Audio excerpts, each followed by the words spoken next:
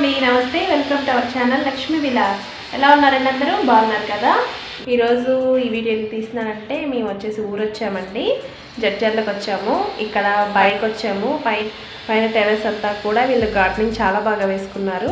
ఇవన్నీ కూడా వీళ్ళు షేర్ చేద్దామని చెప్పి అప్పటికప్పుడు ఇంకా సడన్గా వ్లాగ్ తీస్తున్నాను. కొంచెం వాయిస్ డిస్టర్బెన్స్ అయితే ఉంటుందండి. కొంచెం వీడియో అయితే చూసేద్దాం రండి. ఇంతకీ మేము ఊరు వచ్చామని చెప్పాం కానీ ఎవరింటికి వచ్చామో చెప్పలేదు కదా. మా ఆడబడిచి వాళ్ళ ఇంటికి వచ్చామండి. వాళ్ళ టెర్రస్ అనమాట. వాళ్ళ పైన బాగా వేసుకున్నారు గార్డెనింగ్ అంతా కూడా. పైన అంతా కూడా చాలా రకాల మొక్కలు వేసుకున్నారండి. ఫ్లవర్సే కాదు, ఇంకా కాయగూరల మొక్కలు చాలా వేసుకున్నారు. అవన్నీ కూడా చాలా బాగా వస్తున్నాయి కూడా, చాలా బాగా పెంచుతున్నారు. దాన్ని డైరెక్ట్గా కింద కుండీలు పెట్టేయకుండా ఇలా ఐరన్ రాడ్స్తో ఇలా బెంచెస్ కింద చేసుకున్నారండి. అలా స్టాండ్ లాగా తయారు చేయించుకుని వాటి మీద పెట్టుకున్నారనమాట.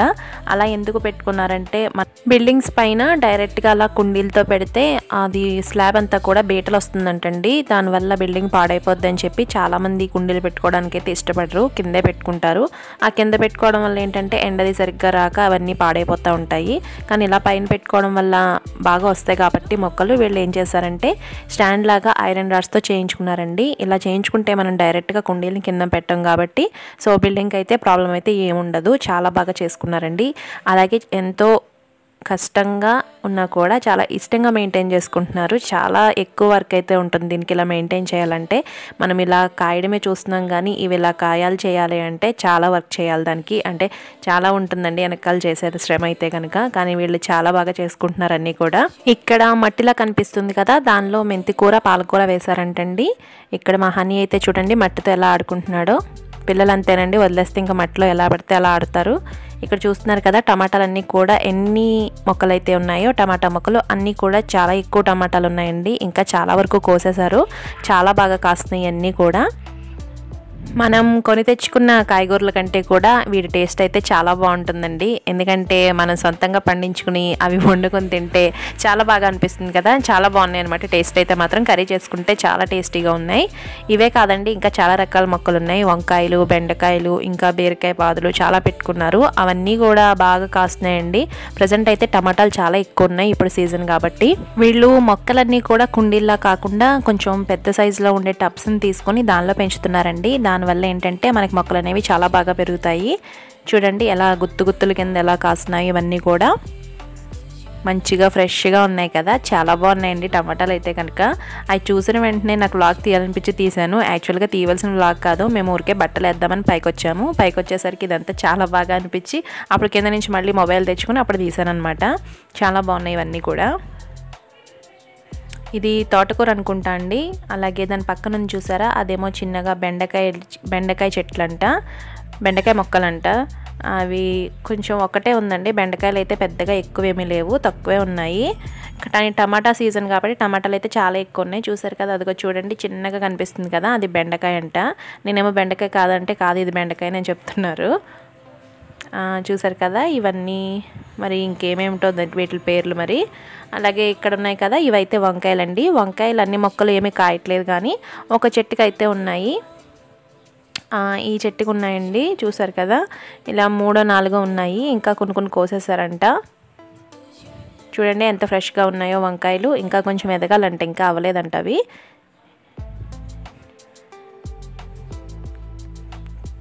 చూసారు కదా ఇలా ఉన్నాయండి. అలాగే ఇంకా ఈ లైన్ అంతా కూడా వంకాయ మొక్కలే వేసుకున్నారు. చిన్న చిన్న పువ్వులు కూడా ఉన్నాయి, ఇంకా కాయలు వస్తాయి. ఇది కూడా వంకాయ చెట్టే.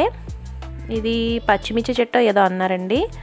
అలాగే ఈ లైన్లో కూడా ఇది వంకాయ ఉంది. ఇంకా రకరకాల మొక్కలు అయితే ఉన్నాయండి. వాటి పేర్లు కూడా నాకు సరిగ్గా తెలియదు, కొన్ని అడిగితే చెప్పారు. చూడండి ఇక్కడ కొత్తిమీర అయితే ఎంత ఫ్రెష్గా ఉందో. ఇలా ఫ్రెష్గా ఉండే కొత్తిమీరని అప్పటికప్పుడు కట్ చేసుకుని కూరలో వేసుకుంటే చాలా టేస్ట్గా ఉంటుంది కదా. చాలా ఫ్రెష్గా ఉందండి. భలే పెంచుతున్నారు నిజంగా ఇవన్నీ కూడా వీళ్ళు. మన పల్లెటూరులో అయితే బోల్డ్ స్థలాలు ఉంటాయండి, బోల్డ్ ఖాళీ ప్లేస్లు ఉంటాయి, కానీ అసలు మొక్కలే పెంచుకోం మనం అసలు. ఇక్కడైతే ఉన్న తక్కువ ప్లేస్లోనే బాగా యూటిలైజ్ చేసుకుని బాగా వేసుకుని పెంచుకుంటారండి. మనకెందుకో మరి పల్లెటూరులో అంతున్నా కూడా ఒక మొక్క వేసుకోవడానికి కూడా ఇష్టపడరు. ఇలా ఇవన్నీ కూడా మనం ఇంట్లోనే వేసుకుని తింటే మనకి జబ్బులు కూడా ఉండవని చెప్పాలంటేని. ఎందుకంటే వాళ్ళు రకరకాల రసాయనాలన్నీ కొట్టి మనకి తెస్తారు, అవన్నీ మనం తిని రకరకాల జబ్బులు తెచ్చుకుంటున్నాం. కానీ ఇలా చేసుకుని తింటే కనుక మనకి ఎంత ఆరోగ్యంగా ఉంటుందో కదా. నాకు ఇది చూస్తే నిజంగా అదే అనిపించిందండి. ఇంచక ఏంటి స్థలాలు బోళ్ళు పల్లెటూరులో ఉండి కూడా ఎవరు ఇలా వేసుకోరేంటి అసలు, ఇక్కడ ఏమీ లేకపోయినా కూడా ఎంత కష్టపడి వేసుకుంటున్నారు జాబులు చేసుకుంటూ, మళ్ళీ ఇవన్నీ పని చేసుకుంటూ అనిపించింది. చాలా బాగా అనిపించిందండి. చాలా బాగా మెయింటైన్ చేస్తున్నారు వీళ్ళైతే కనుక. ఇక్కడ చూసారు కదా, ఇవైతే బీరకాయ పాదు ఏదో అన్నారండి, బీరకాయ పాదంట. వీటికి కూడా చిన్న చిన్న మొగ్గలు ఉన్నాయండి. ఇవి కూడా కాయలు కాస్తాయి, ఇంకా కొంచెం రోజులు పడుతుంది అనుకుంటాను. చూసారు కదండి, మొత్తం మీద టెర్రస్ మీద గార్డెనింగ్ అంతా కూడా వీళ్ళు చాలా చక్కగా చాలా బాగా చేసుకున్నారండి. చాలా బాగుంది అసలు. ఇక్కడ నుంచి అయితే పైనుంచి రాబుద్ది కాలేదు అసలు.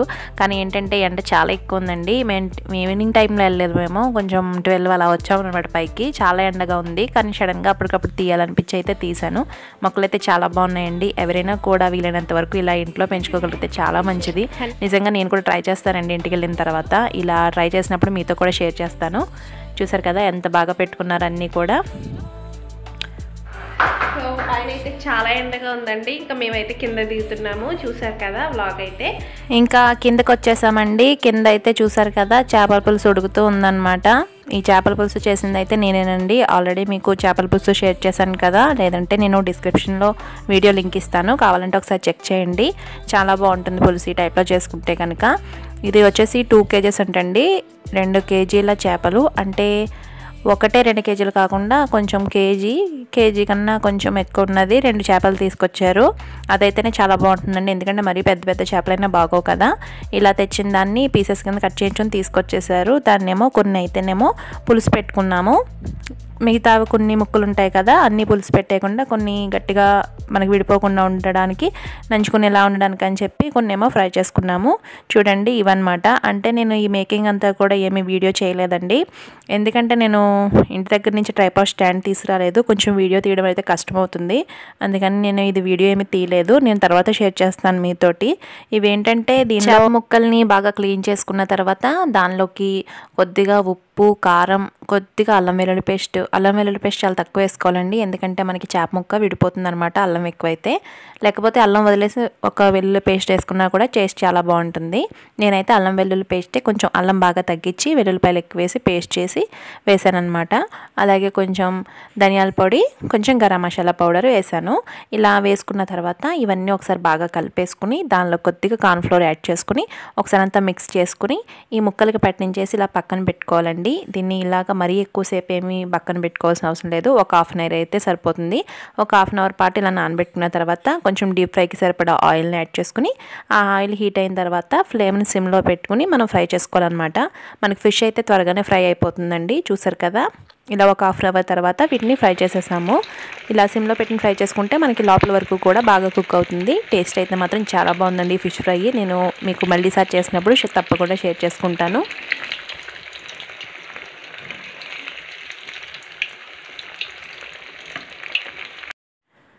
చూసారు కదా, ఇలా ఫ్రై చేసుకుంటే మనకి ఎంతో టేస్టీగా ఉండే ఫిష్ ఫ్రై అయితే రెడీ అయిపోయింది.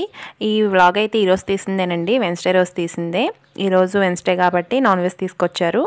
ఇవన్నీ కూడా మేము ఎక్కువ ఉన్నాయని చెప్పి ముక్కలు, కొన్ని పులుసు, కొంచెం ఫ్రై చేసుకున్నాం అనమాట. పులుసు ఫ్రై రెండు అయితే చాలా అదిరిపోయినాయండి టేస్ట్.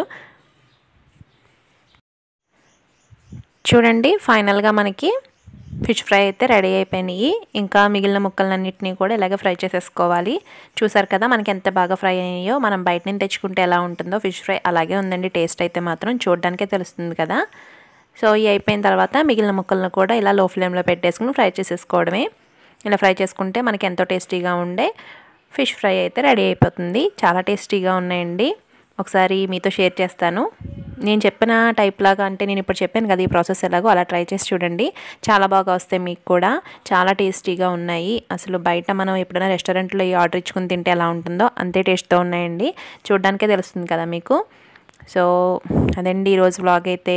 ఊరికే సరదాగా తీసాను. మీ అందరికీ నచ్చితే కనుక తప్పకుండా లైక్ చేయండి వీడియోని. అలాగే మీ ఫ్రెండ్స్ అండ్ ఫ్యామిలీ మెంబర్స్ అందరికీ కూడా వీడియోస్ని షేర్ చేసి మీ కామెంట్స్ నాకు కామెంట్లో షేర్ చేసుకోండి.